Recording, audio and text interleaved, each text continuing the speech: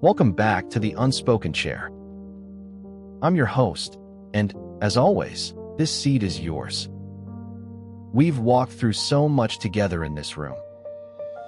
Starting over, loneliness, heartbreak, burnout, safety, and learning to believe in ourselves. Today's episode is a little different.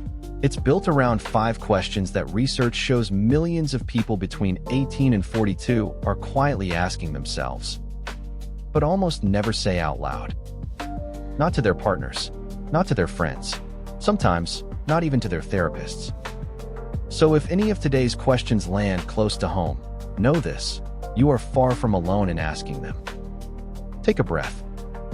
Get comfortable. And thank you, truly, for being honest enough to sit with these today. Here's a question a lot of people carry silently. What if I've already hit my ceiling and I still haven't achieved anything? Has that thought ever crossed your mind? What does it feel like when it shows up?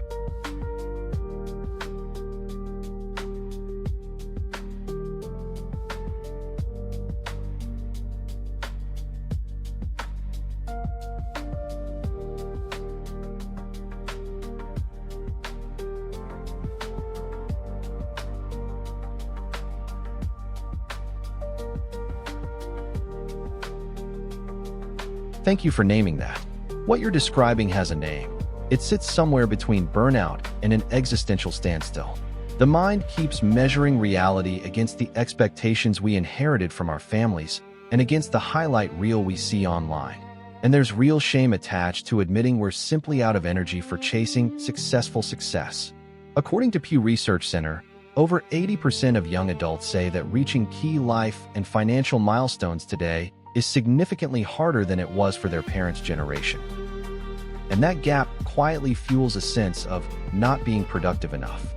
This information from the source, Pew Research Center, Financial Milestones for Young Adults. You're not behind. The finish line itself has moved. Next one. Why do I feel lonely, even when I'm surrounded by people I love, and even while I'm in a relationship? Have you ever felt that particular kind of alone? The one that happens even when someone is right next to you?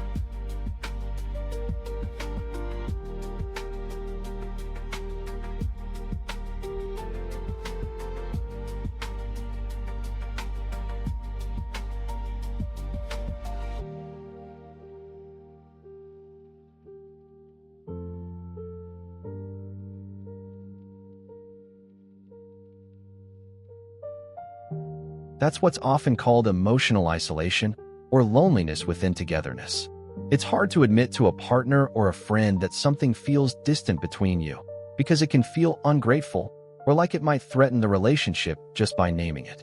A report from the U.S. Surgeon General, in partnership with Harvard, found that young adults between 18 and 30 plus experience social isolation more than any other age group. Research published through the Journal of Youth and Mental Health, via PMC, backs this up, showing a high rate of disconnection even in lives that look externally full and active. Feeling distant from someone you love doesn't mean something is broken. It means something honest is asking to be said. Third question: what do I do with this deep fear of growing up and being responsible when everyone expects me to already be the adult? When you're expected to be the steady one, for kids, a partner, a team, what does that pressure actually feel like for you?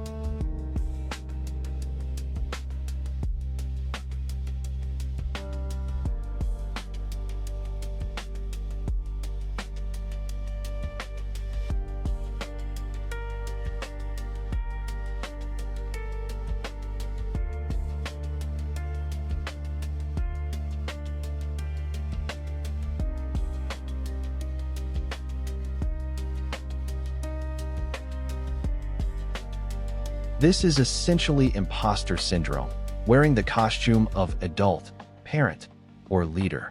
There's this quiet wish that someone else would just come and handle it, running straight into the reality that you're the one who's supposed to be the steady ground for everyone else. The American Psychological Association Stress in America research found that more than half of young adults hide their real mental struggles and their fear of not being able to handle their roles, simply because they're afraid of appearing weak. Wanting someone to hold you steady for once doesn't make you any less capable. It makes you human.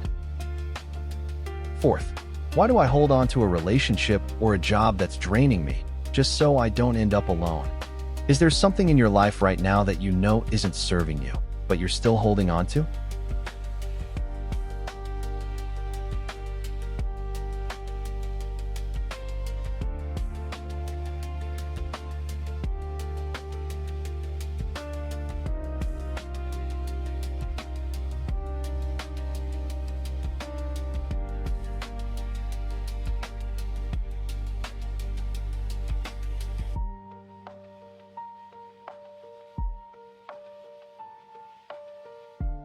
That's the fear of non-being, of feeling unneeded or erased.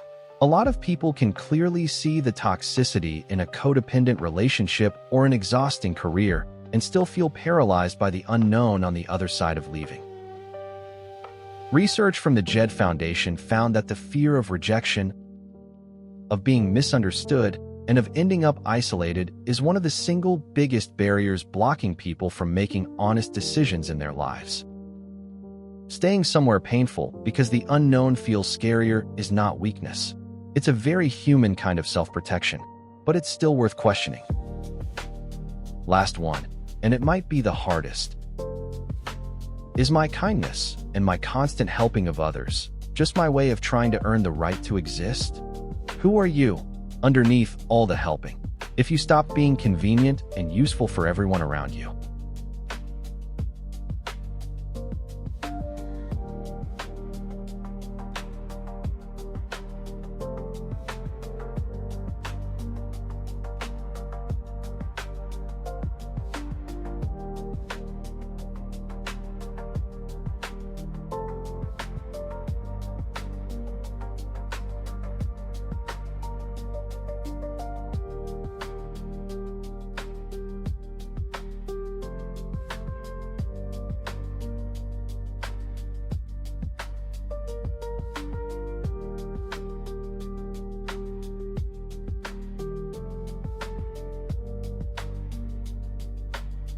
That question takes real courage to even ask. What you're describing is losing your own sense of self behind the mask of the rescuer or the people pleaser. Psychotherapeutic research on self-worth points to something important here. An unconscious search for validation through over-caretaking often quietly replaces real self-definition, especially for people between 25 and 40. Being kind is beautiful, but you were never required to earn your place here by being useful. You're allowed to exist without a reason. Thank you for sitting with all 5 of these so honestly. If even one of today's questions felt like it was pulled straight from your own mind, I want you to know you're not broken and you're not alone in asking it. Research keeps confirming what so many people are quietly living through in silence, thinking they're the only one. You're not. Before you go, I'd love to know which of today's 5 questions hit closest to home for you. Leave it in the comments below. Someone reading it tonight might need to know they're not the only one asking it either. Remember, this is a safe space.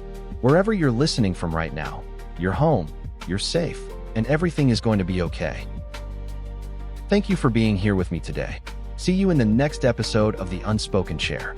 Don't forget to subscribe and take care of yourself.